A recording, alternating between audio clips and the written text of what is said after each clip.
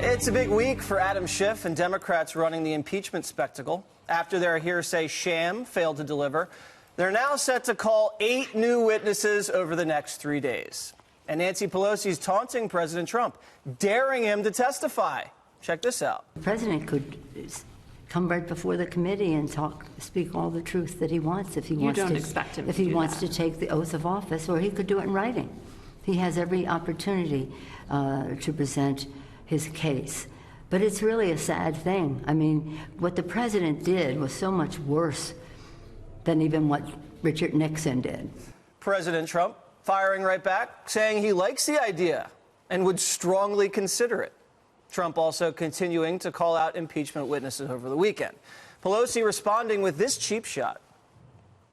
He should not frivolously throw out insults, but that's what he does. I think part of it is his own insecurity as an imposter. I think he knows full well that he's in that office way over his head, and so he has to diminish everyone else. Wow, imposter. While Pelosi and Schiff plow ahead, one Democrat's warning that the party's impeachment obsession is tearing the country apart.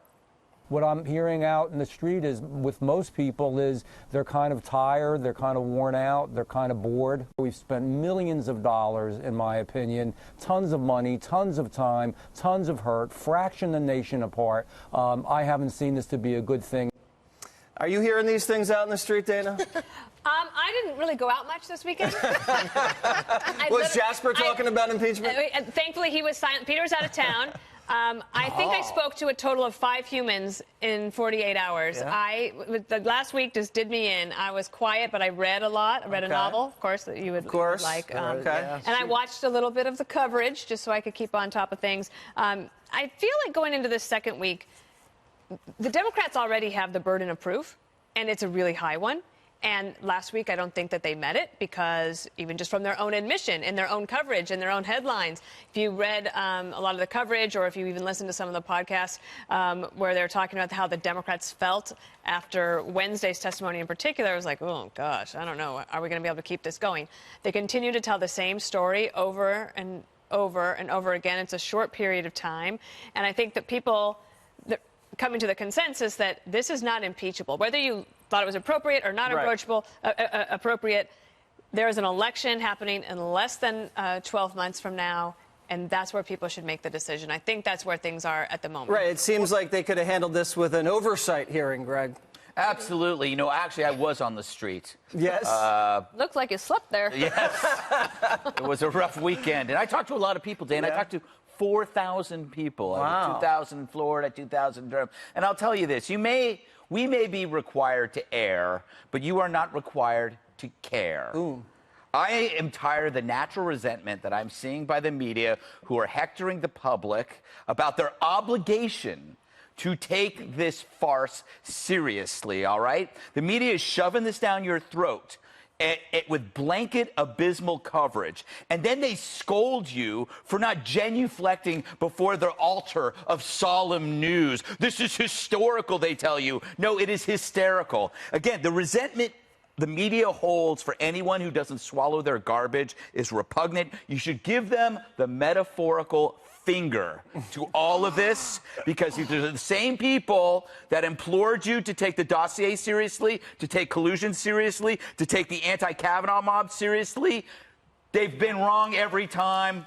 It's all garbage. You know what you could do? I would binge watch. By the way, our ratings are great, so I think we can say this. We could take one for the team.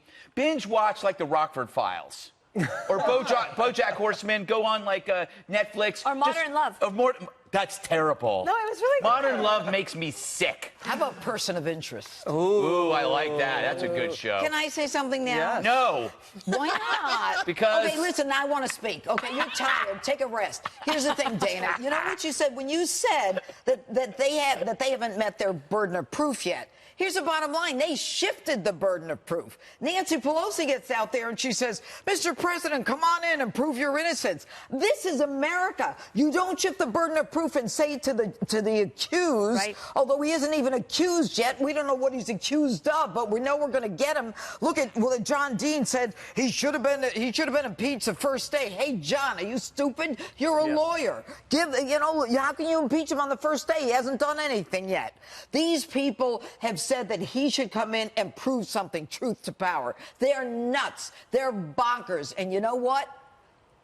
We ought to stop giving them press on this stuff, because nobody cares anymore. It's a bunch of hogwash. It's a bunch of telephone. It's a bunch of rumors, hearsay. Get over it.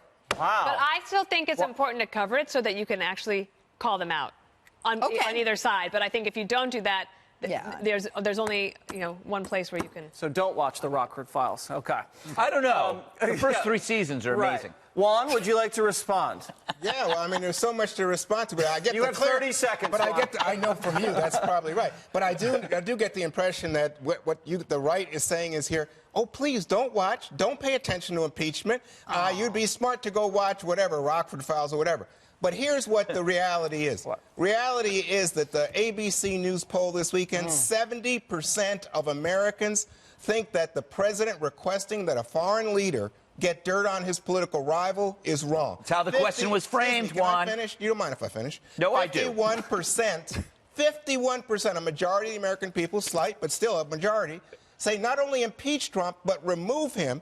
And get this, 21% in this ABC poll said they're not paying that much attention. So that should please my table, my colleagues. No, but you know what? The people who were paying attention for the first week, 66%, two-thirds, said impeach and remove. You know what they're doing? They're doing something that they don't have to pay for. They don't have to buy a political ad. They're trashing the guy every day.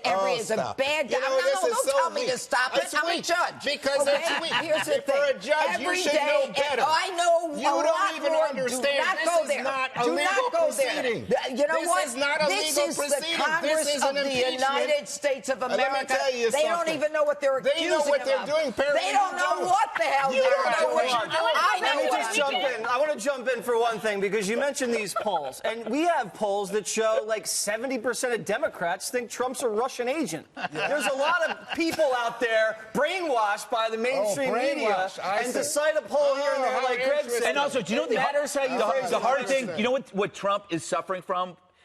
Full employment. We have the lowest unemployment in history. So they can't watch, the people that are working can't watch the hearings. So he's actually hurt himself by, he's brought so many Americans back to work. They can't watch this brainwash going on. Intentionally. He should have had a terrible economy so they could all watch the impeachment hearings. Well, they can watch it from jail. Roger Stone, Paul Manafort, all the best people in jail. All of Trump's guys. The economy's so good, even Colin Kaepernick is looking for a job. That was a good one. All right.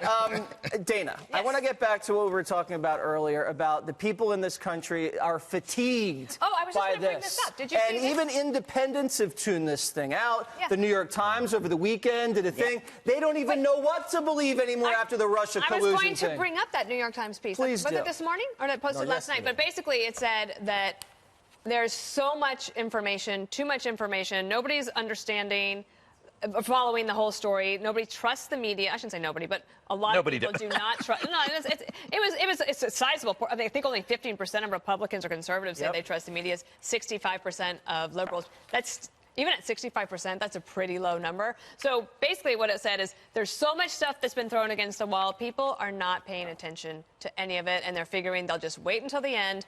Maybe find somebody that they trust, read a couple of places that they feel that they can believe in, and make a decision at that point. But right now, my mom, she's in Taos and Santa Fe, and they're touring at little caves and hieroglyphics and all this stuff, and they're not paying attention to this stuff.